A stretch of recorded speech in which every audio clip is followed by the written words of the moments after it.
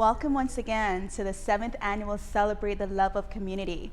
This is a special evening of community, connection, and inspiration. I'm Monica Casanova, former board member of the Community Foundation, and I'm so honored to welcome you here tonight. I know that a number of you have been involved with the foundation for a while, and others are just learning about us. We want to especially welcome you if you're new. Thank you for joining us. I know this virtual space isn't ideal. It's not what we had hoped for, but we still hope you have fun tonight, and by the end of the night, you do leave feeling inspired. To get the evening started, we want to welcome music students from Key to Change. Key to Change is a local organization that inspires underserved youth in South King County through world-class music instruction and supporting their development as self-aware leaders. Annalisa Ruiz will start off our evening, and Jolene Nguyen will close us out. More information about them and their pieces can be found in your program.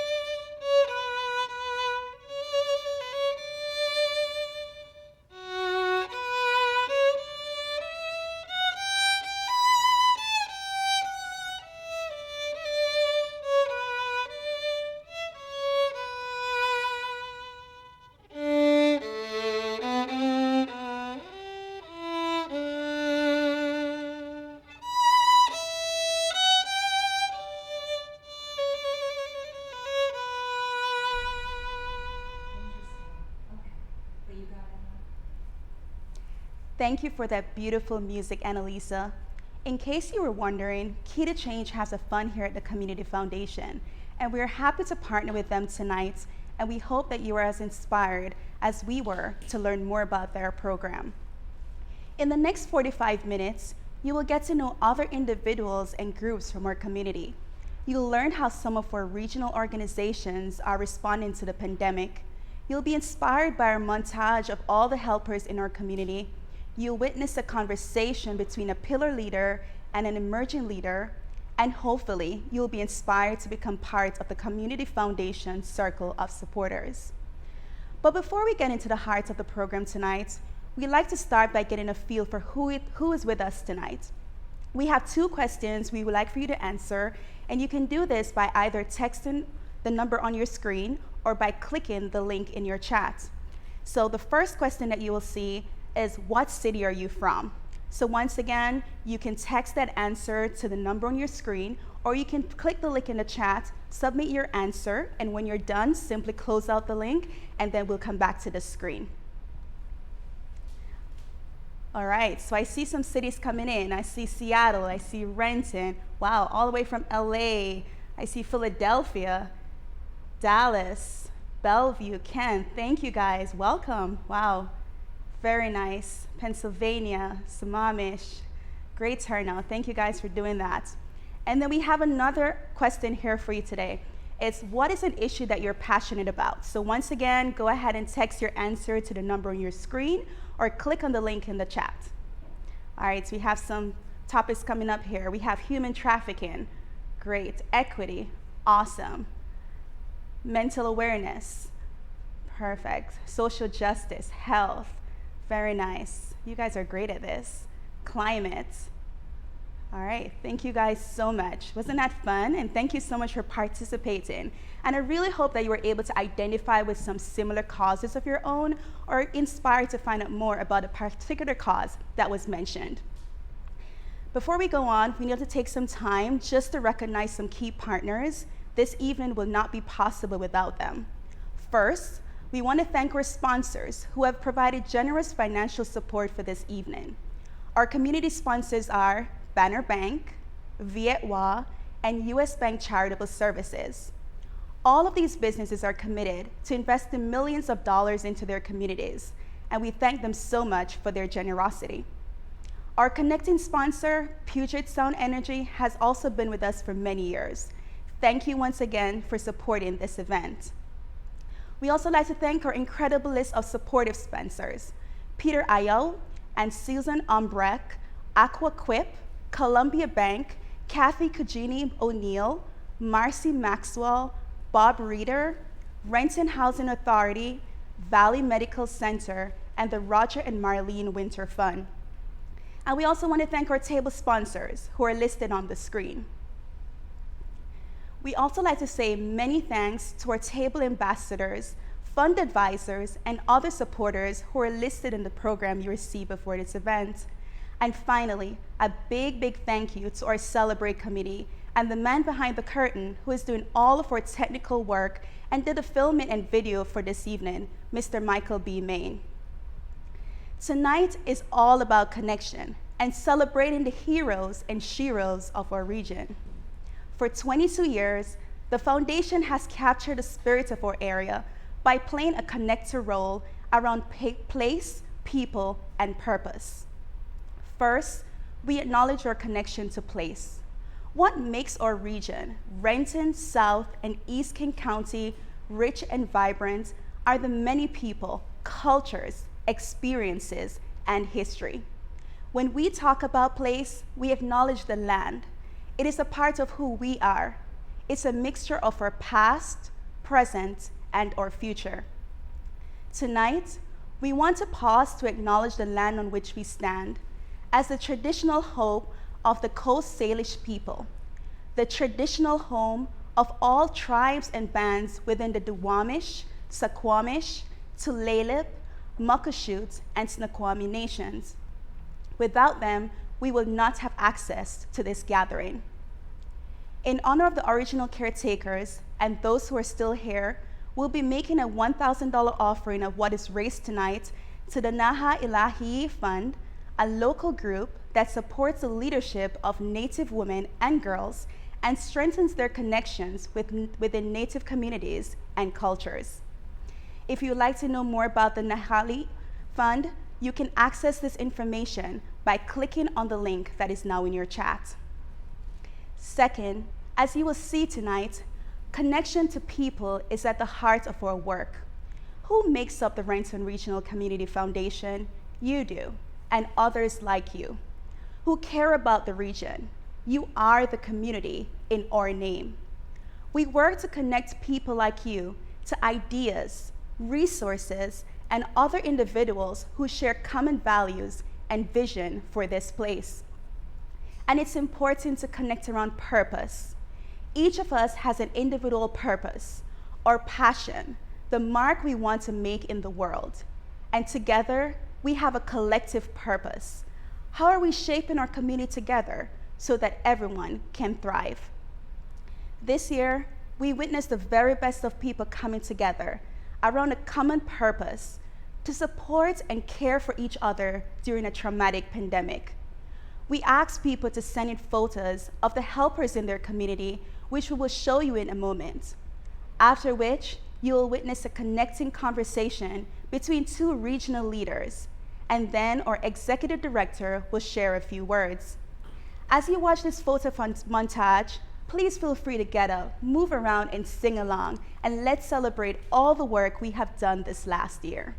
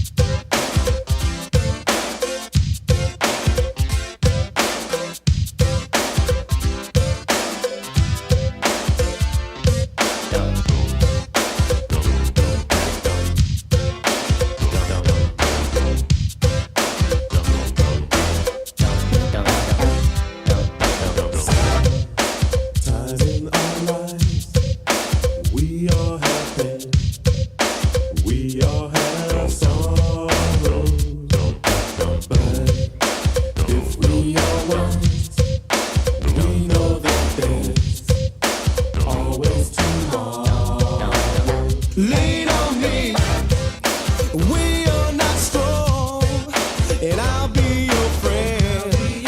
I'll help you carry on, for it won't be long till I'm gonna need somebody to lean on. Swallow your pride if I have been. You need to borrow, for no one can fill those of your needs that you won't need.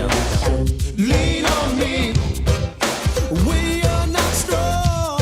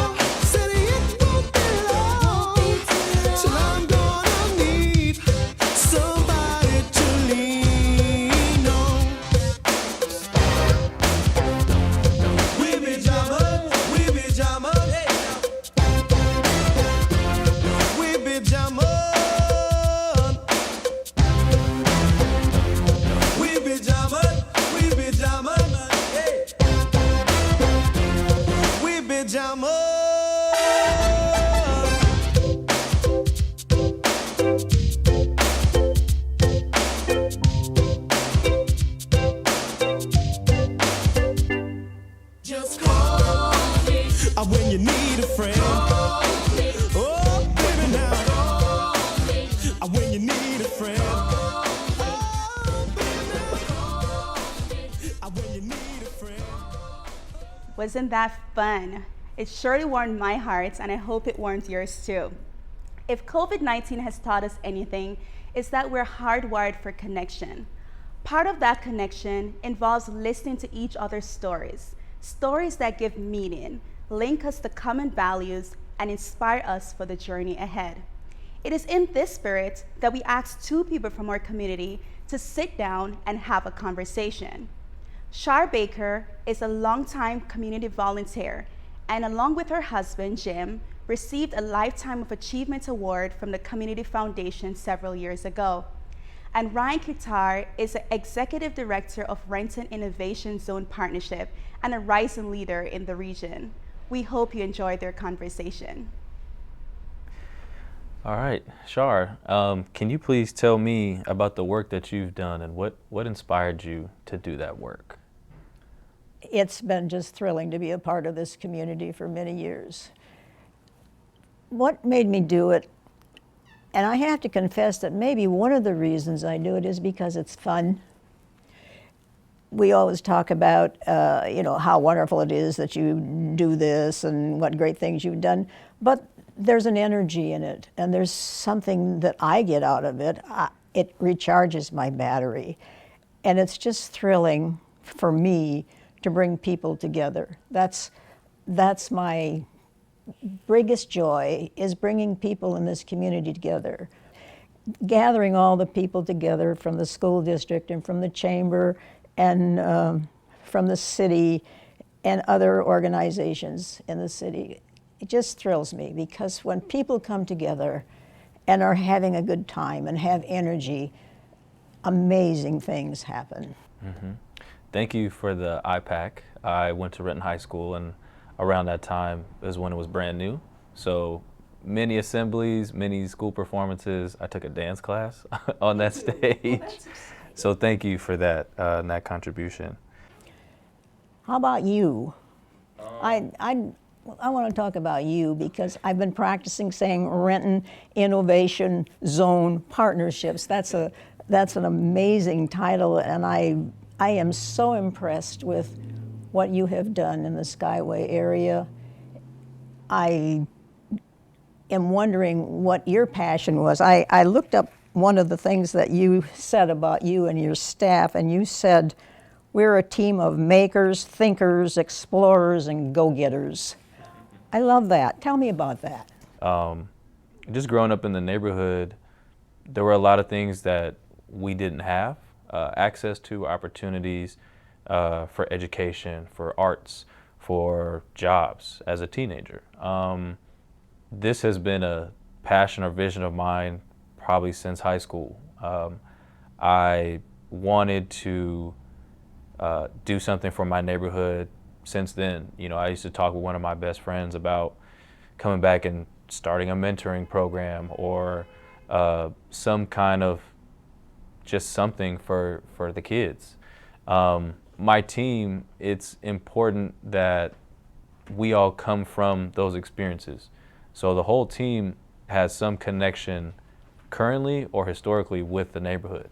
It comes from lived experience, and it comes from us wanting to make more change and create more opportunity. There's never been, these kind of programs coordinated in a way that, like you say, bring people together. And the Skyway community is such a tight-knit group. It's definitely evident, as we're battling still the COVID-19 pandemic, so many people take care of each other. To do this as a job in a place that you don't have any connection to is one thing, but to do this in a place that you've lived in, for 20 plus years, your family lives there, you have strong roots, it means more. It feels really good to be able to do that and see tangible things that people are, using, and it's helping other people improve their lives. So, That's amazing. Yeah. Looking at, the long list of things that you've been able to accomplish, a lot of the focus was around the arts. Can you just share a little bit more about your passion for the arts and how you see that being a connector for community. There's something about the arts that brings out, it just brings out the best in people, and I was excited to be able to take a bunch of hundreds of kids from the Renton School District into Seattle to see children's theater productions. It just opens up horizons for them.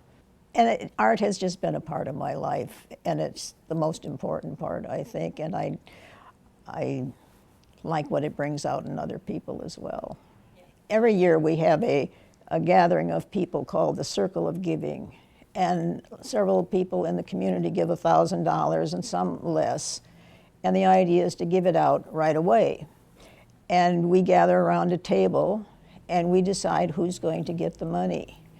And good causes, are like yours and other causes, get the money, but I always say we have to speak to the spiritual side of people as well. And so I always advocate for giving money to groups like Allied Arts and the Renton Arts Plan Together people, because that is a part of all of us that doesn't get brought out all the time. And so that's the way that works.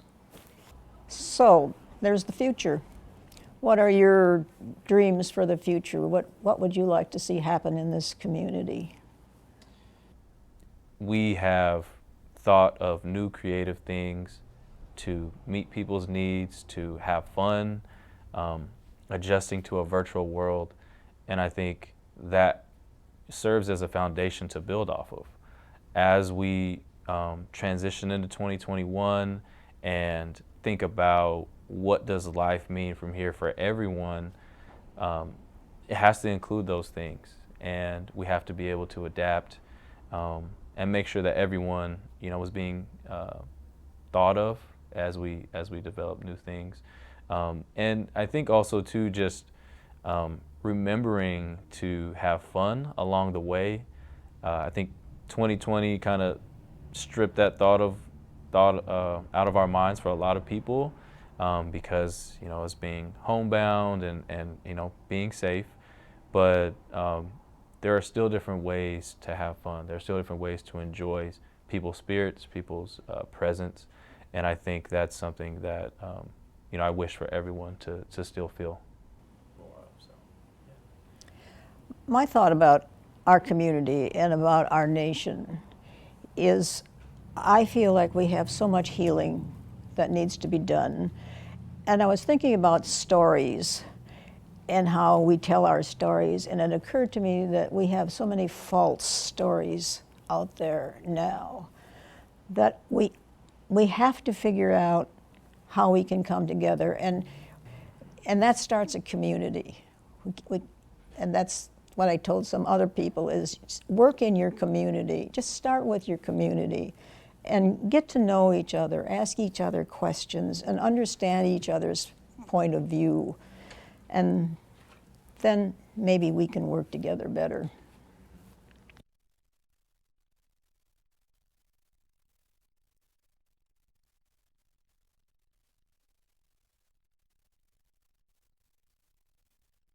Good evening. I'm Leanne Moss, Executive Director of the Renton Regional Community Foundation, and I'm so grateful you've joined us tonight for our first and hopefully last virtual Celebrate event. I'm also grateful to Shar Baker and Ryan Quigtar, whose connecting conversation you just witnessed. Here are two people whose paths didn't cross, probably would never cross, and yet when they sat down to have a conversation, they found that they had common values and vision for our community. It just goes to show you what can happen when we slow down and take the time to connect. In preparing for tonight's event, I couldn't help but think of last year when we gathered on February 27th in the Renton Pavilion, all 250 of us. We shared a buffet, we sat next to each other, we shook hands, heck, we even held hands. What a different world that was. Just 2 days later, Washington State had the first casualty of COVID-19 in the whole country.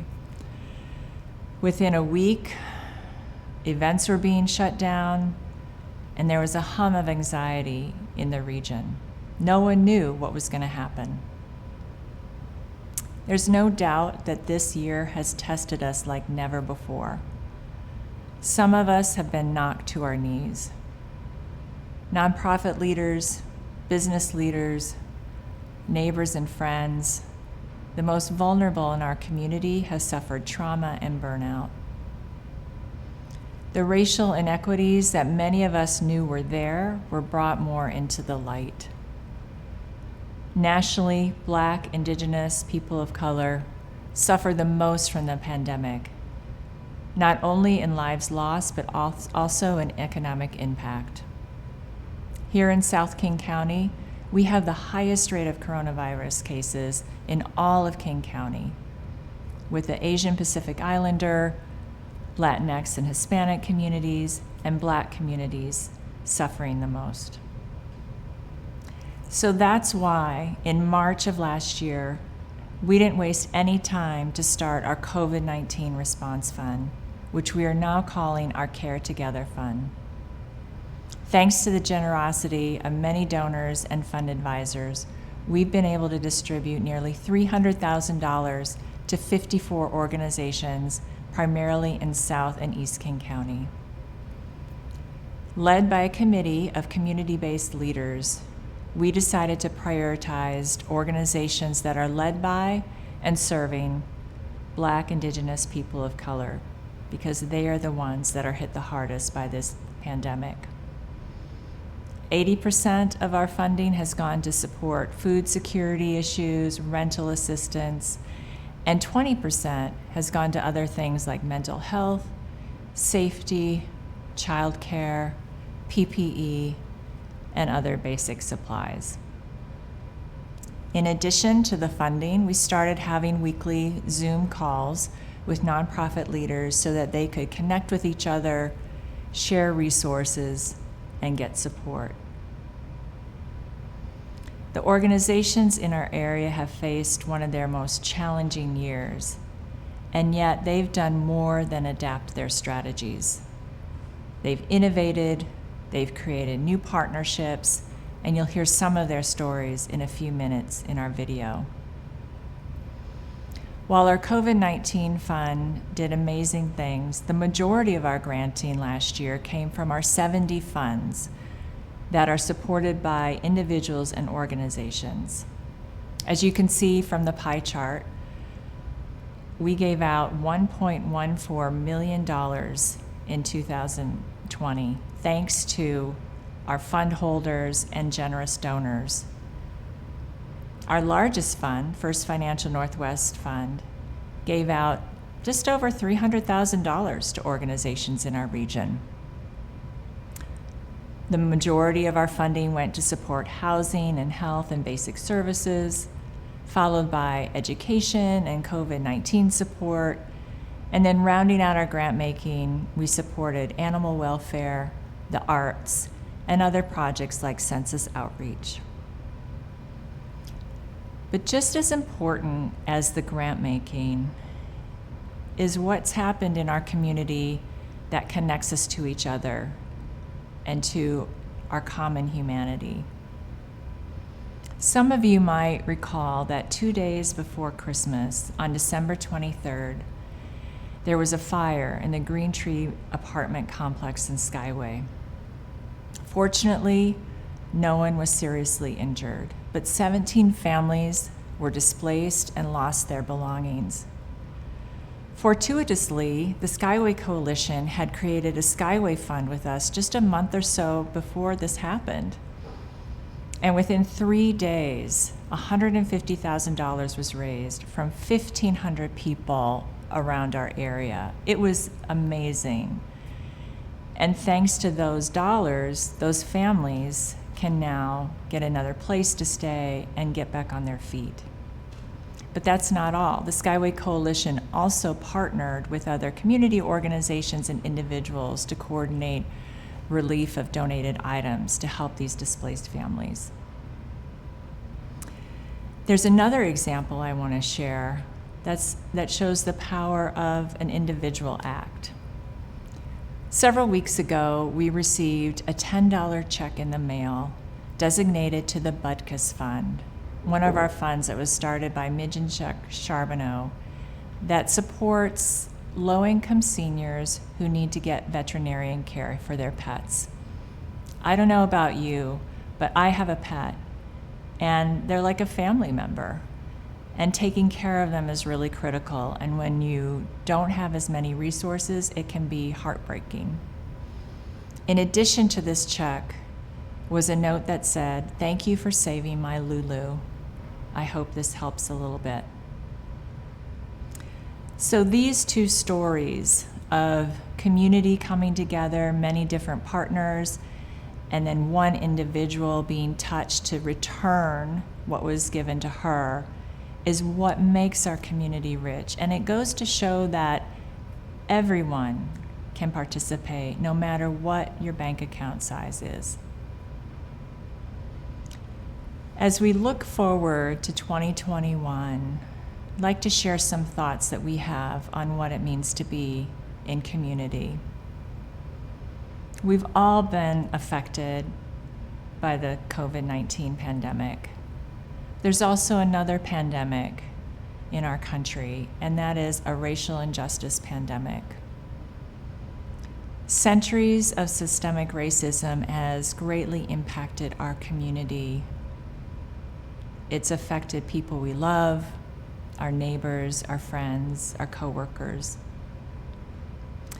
And so we want to invite you to think about, what if systemic racism didn't exist and everyone had the opportunity to thrive? That instead of our assumptions and biases and structural barriers, there was what national leader John A. Powell calls a culture of belonging.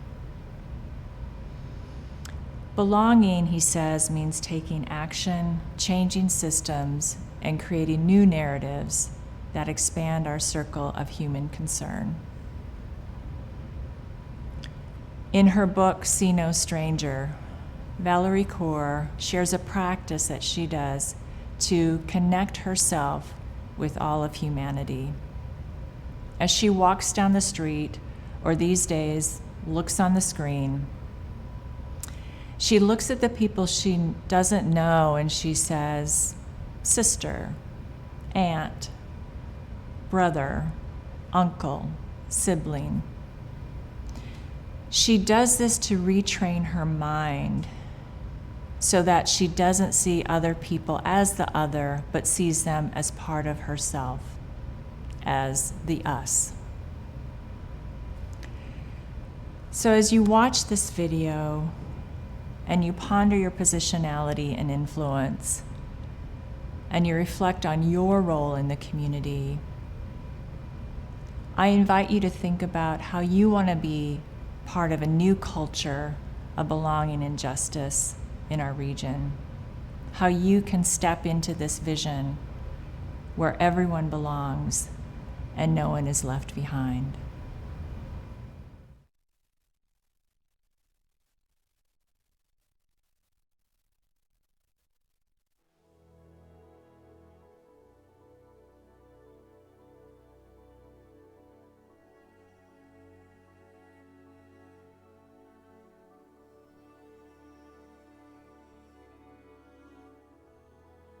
My name is Stephanie Marbon. I'm the Family and Community Outreach Coordinator at Centro Rendu. My name is Roberto Perez, and I'm the Program Manager of Centro Rendu of St. Vincent de Paul. Centro Rendu isn't just a program, it really is a movement. It started back in 2013 of making sure that we can provide good quality services in the areas of education for our adults, and as well as at the time we had a pro bono group that would help in consultations for legal services. But in general, we really are there just to advocate and be there for their community. As soon as COVID-19 hit, we changed to food drive events, meaning cars would drive up and we would safely distribute food so that they could take it home to their families. We also addressed the technology divide in our community, and we address the the needs our community had. We taught them to use Zoom, and we also have been using technology pretty heavily to communicate with our community. We're going out there. We're on the ground, making sure taking care of our the community and also, so yeah.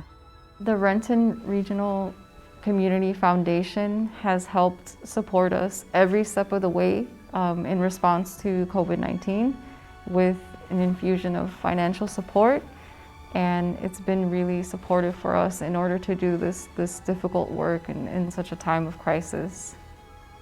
I think that when you see a need in your community and you identify with the people in it, I think that something in you sparks up, and it humbles me just to think, I'm like, man, like the struggle is really real. We see this in our families the people that we work in, now. I see that when I ever have a conversation that they're struggling, like I can't find food for my family. It's like, I get you, I understand you. Or they're like, they're like, I'm so scared because of immigration and stuff like that. It's like, I have that, I understand where they're coming from. And when I ever see the success of seeing a parent receiving their high school diploma or learning a new skill or a child being able to walk and have toys, it's, oh no. It's beautiful,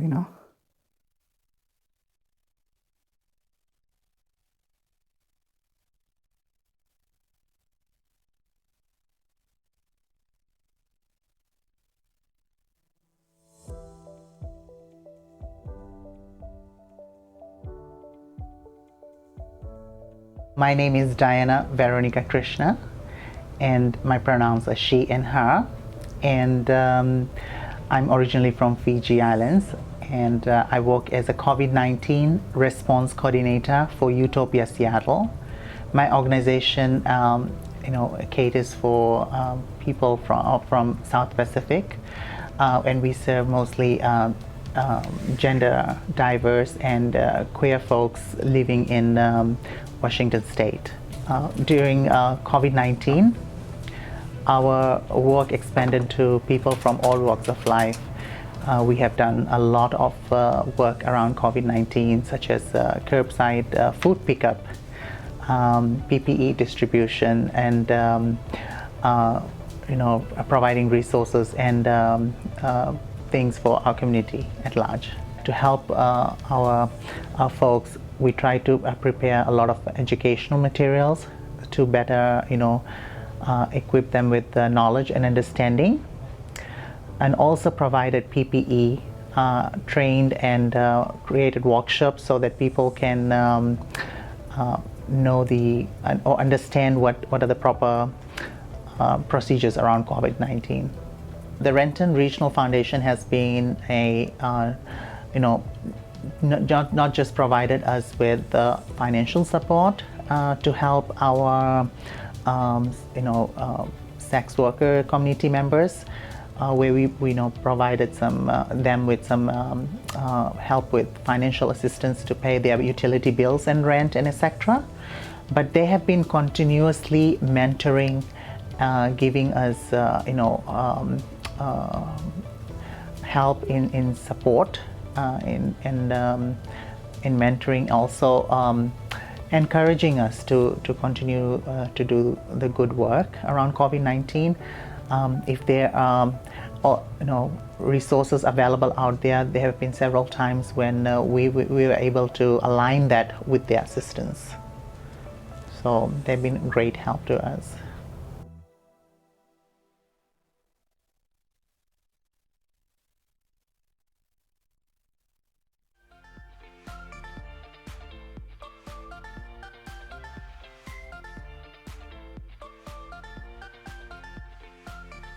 My name is Britton, and I'm the Executive Director of Babies of Homelessness.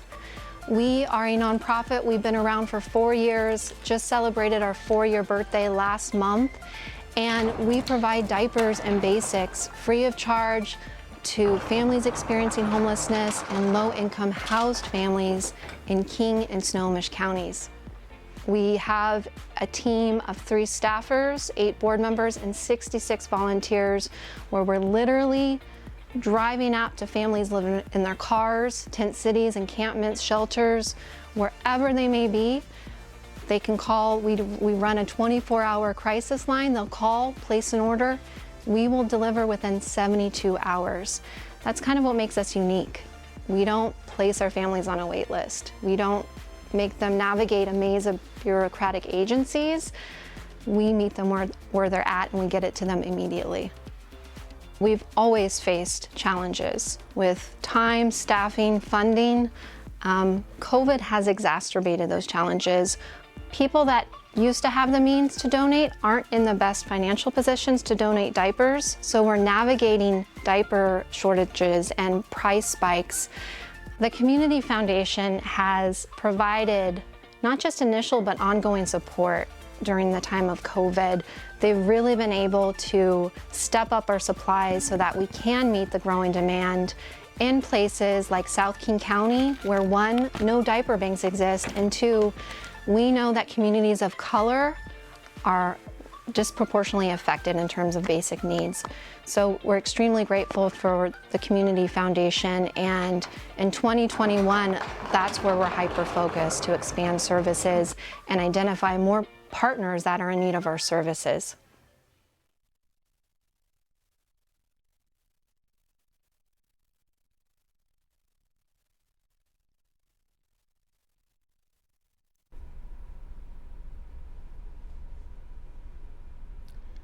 Good evening, everyone.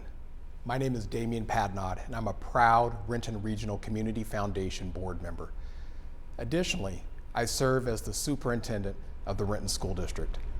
And I'm also proud of the fact that the district was one of the original founders of RRCF. Now, before I actually go on and do what Leanne asked me to do, I think it's important to go back to something that Anika said earlier. And that's to acknowledge that an event like this takes a whole heck of a lot of work. And right now, I'm on live, in case anybody's wondering. It's about, almost 10 to 7.